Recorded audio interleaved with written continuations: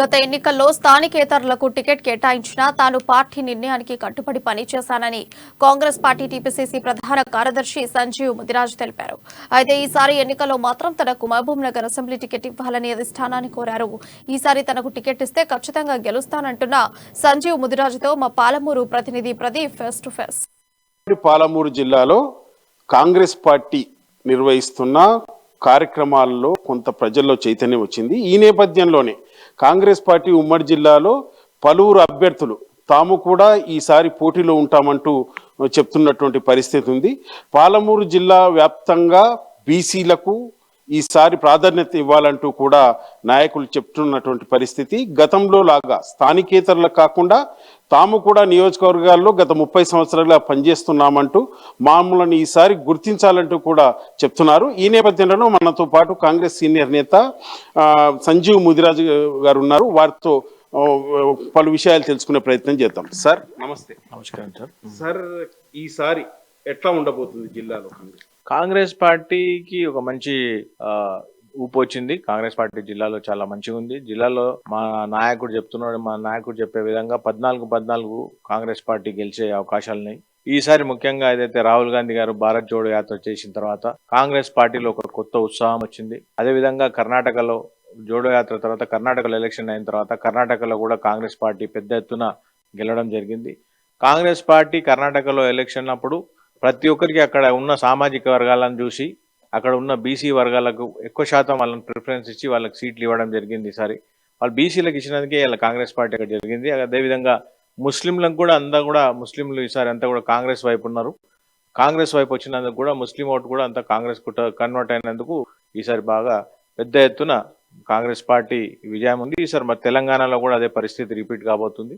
తెలంగాణలో చూసినట్టయితే మీరు ఇవాళ ప్రతి ఒక్క దగ్గర కూడా ప్రజల లోపల మంచి స్పందన వస్తుంది. ప్రతి ఒక్కరు కూడా మళ్ళీ కాంగ్రెస్ ఉంటేనే మాకు మేలు జరుగుతుంది, కాంగ్రెస్ పార్టీ మాకు తెలంగాణ ఇచ్చింది, తెలంగాణ ఇచ్చినాక కూడా మేము మోసపోయినాం, 9 ఏళ్ల నుంచి మేము మోసపోతున్నాం, ఈ మోసం పోవద్దంటే మళ్ళీ ఒకసారి కాంగ్రెస్ పార్టీని అధికారంలోకి తీసుకొస్తేనే మాకంతా కూడా బాగా జరుగుతుందని చెప్పి ఇవాళ అంటున్నాం. ఎందుకంటే టీఆర్ఎస్ పార్టీ ఏదైతే ఎన్నో 10 అంశాలతోటి ముందుకు వచ్చిందో ఏ అంశాన్ని కూడా ఇలా పూర్తి చేయని విషయంలో ఉంది. ఇలా రుణమాఫీ అని చెప్పి ఇలా రుణమాఫీ చేసే పరిస్థితి లేదు. 9 ఏళ్ళు అవుతుంది ఇంతవరకు రుణమాఫీ 25,000 రుణం ఉన్న వాళ్ళకి ఇప్పుడు ₹1,00,000 పైన అయిపోయింది. దాన్ని కూడా రుణమాఫీ చేయలేదు ఇంతవరకు కూడా.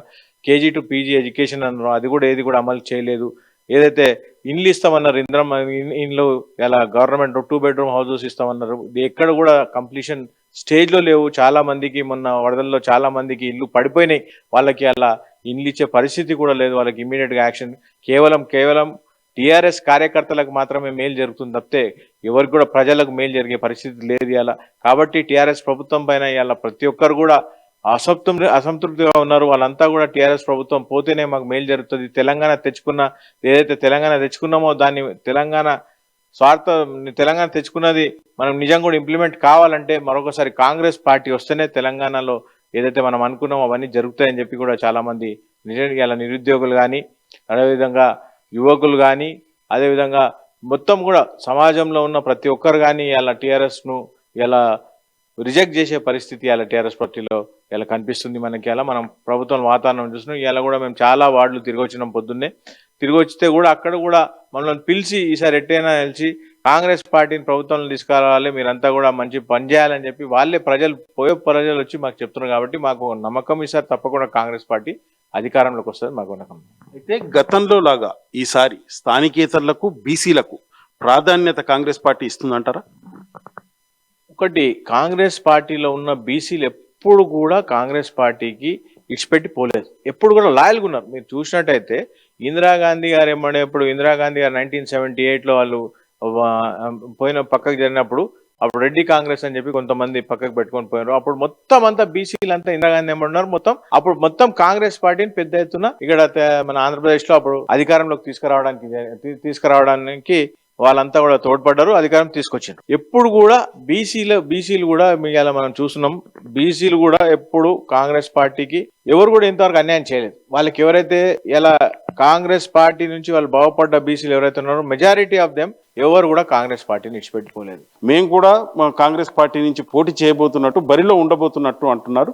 ఇది ఇక్కడి పరిస్థితి. వీడియో జర్నలిస్ట్ మోహన్తో ప్రదీప్, అమ్మా న్యూస్, మహబూబ్ నగర్ నుంచి.